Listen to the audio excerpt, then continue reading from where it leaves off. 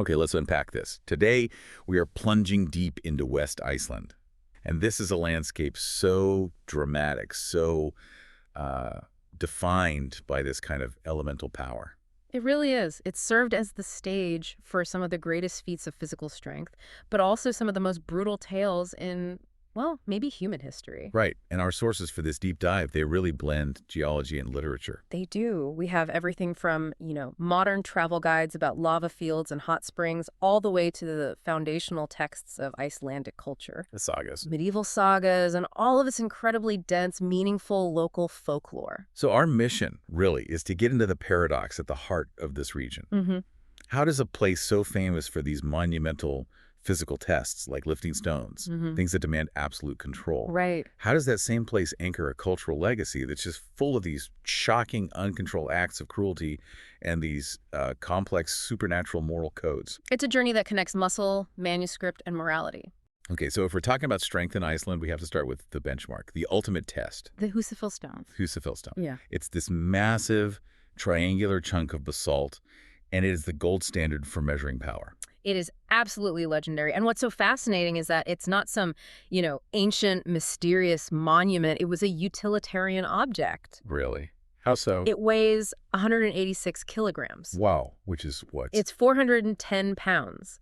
And it was crafted in 1756 by a local pastor, Snorri Bjornsson. A pastor made this. He did. And get this, he nicknamed it the Fjahellen, or pen slab, because he literally used it as the gate for his sheep and goat pen. So a 410-pound gate, that's Yeah. incredible. And it quickly became this sort of performance review for manhood, right? Oh, absolutely. It set up this three-tiered system that's rooted in Icelandic folklore. Okay, so what's tier one? Tier 1, the first level, is just lifting the stone from the ground, which is still an incredible feat of strength. Of course. But if you did that, you only earned the title of Amlogi, Which means, the lazy bones. wait, I have to stop you.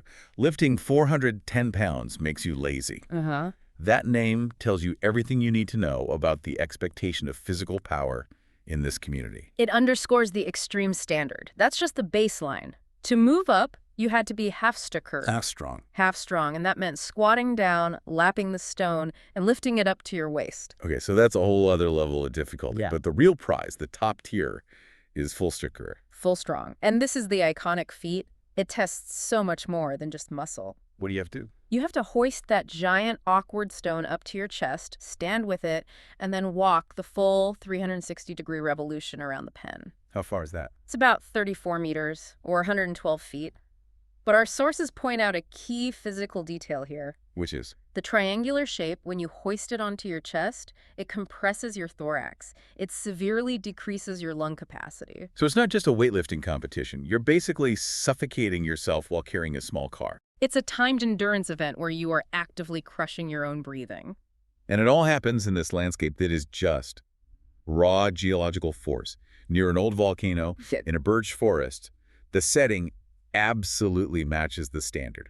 Okay, so let's take that raw physical power and pivot to the literary side. Here's where it gets really interesting. Because this is where the cultural control, or maybe the lack of it, is just laid bare. We're moving to the Borgarfjordur area, the heartland of Eagle's saga. Right, the Saga Age. These sagas were written down much later, in the 13th and 14th centuries, but they're about events from the 9th to the 11th. And the geography of Borgarfjordur is completely tied into the narrative. You can't separate them. The foundational figure here is Skallagrimur Kavaldusson. He founded the homestead Borg. And he's described as, well, not a nice guy. Ugly, nasty, and possessing that same kind of overwhelming, untamed strength we're talking about. He named the whole firth Borgarfirth, after the rocky hill, the Borg behind his farm. But the founding of his home is just, it's stained with this uncontrolled rage. It is. The tragedy of Horgeir Brock, Egil's foster mother, is the perfect example. She was described as strong and skilled in magic. Big, strong, and magical, yeah. The story goes that Skallagrimur is in a bowl game, flies into a rage, and kills a friend of his son, a boy named Thord. Just kills him. And then he turns that anger on his own son, young Egil. But Brack, the foster mother, she steps in. She intervenes to save the boy, and Skallagrimur, just blind with fury, chases her to the sea. So she runs. She leaps into the street, tries to swim away, but he hurls this massive stone at her, not unlike the Husfell stone in weight, probably, strikes her, and she drowns instantly. And that strait is still named Brockhorsson Strait to this day. The physical geography is directly linked to one man's moral failure. Exactly. What strikes me is the difference between the two kinds of strength we've discussed. You have the disciplined, controlled effort to become Fulsterker, and then you have this raw, destructive power used by Skallagrimr. So with strength in this culture, sort of a double-edged sword. Absolutely. The sagas celebrate power, but they definitely don't sanitize how it's used. And the land itself acts as this permanent, chilling judge. How so? Well, you can visit the settlement center in Borgarnes, and then you can go on what they call a cairn hunt. And cairn number 2, right at Brockarsund, has an inscription. What does it say? Her drekti Skallagrimr Brock. Which is? Here Skallagrimr drowned Brock. The earth does not let you forget the crime. And this cycle of violence, it was learned terrifyingly early. Oh, yes. Eagle himself, at just 7 years old, kills a boy named Grim with a halberd. At 7. With a halberd. And what's maybe even more shocking is his mother's reaction. Bera's response wasn't horror, it was encouragement. She told him he should go be a Viking. She wrote a poem about it, didn't she? A stave, yeah. It has lines like, "My mother once told me she would buy me a ship with beautiful oars, sail away with Vikings, to kill a man and another." Power, violence, and status were just woven together from birth. It's hard to shift from that kind of deep, violent history to the present day. But, modern infrastructure literally bridges that gap. It really does. For travelers today, the region is often navigated through what's called the Silver Circle, and it's so much more accessible now. Thanks, in large part, to things like the Valfjord Tunnel. Right? Exactly. That tunnel cuts the travel time from Reykjavik way down. It goes almost 6 kilometers long, 165 meters below sea level. It's a feat of modern engineering conquering that same ancient landscape. Right. And once you're in the area, the natural phenomena are just breathtaking. They combine beauty and tragedy within, feet of each other. You mean like Hraunfossar, the lava falls? Perfect example. This isn't one big waterfall. It's hundreds of little cascades stretching for 900 meters. And they come straight out of the lava field itself. Directly from the Hamundurán lava field. The water is this incredible turquoise color, but turns milky white as it filters through the porous lava. It's beautiful. But just upstream, you find Barnafoss. The children's waterfall. And it has a much darker history. An immediate, tragic contrast. The name comes from a legend about 2 children. From a nearby farm, who fell to their deaths from a natural stone bridge that used to be there. The falls are incredibly powerful and turbulent. And their mother, in this act of, rage, but protective rage. An inverse of Skallagrimr's destruction, yeah. She had that stone bridge destroyed. So it could never happen again. Exactly. She changed the physical geography of the place, so the land memorializes not just the deaths, but the mother's fierce preventative grief. You can't talk about this region's power without mentioning Deildartunguver. Europe's geothermal powerhouse. It is the highest flowing hot spring in all of Europe. What kind of volume are we talking? It pumps out 180 liters of 97 degrees Celsius water every single second. That's boiling water. Just about. And its power is critical. It heats homes and businesses for miles around. But what I find truly fascinating is how this scalding environment supports life. There's a plant there, isn't there? A rare fern. A botanical rarity, yes. The deer fern, or Tunguska lakember.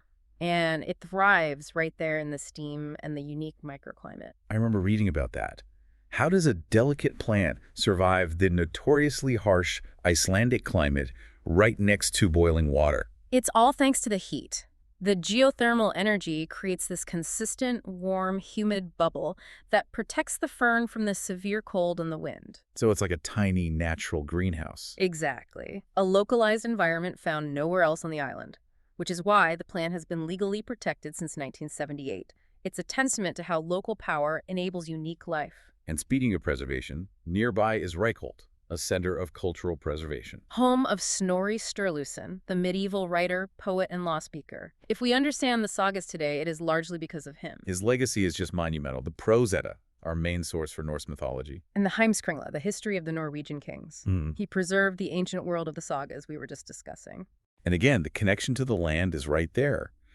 Reykholt still has the Snorlaug hot pool. Snorri's personal pool. Yeah. And apparently he valued his comfort because sources say he dug an underground path from his house directly to the pool. So he didn't have to brave the cold or snow. Yeah. Very practical and very cool historical luxury. So if the sagas are the blueprint for these big family feuds and the extremes of power, it seems like the folklore of West Iceland acts as the community's moral compass. That's a great way to put it. It enforces social code through myth.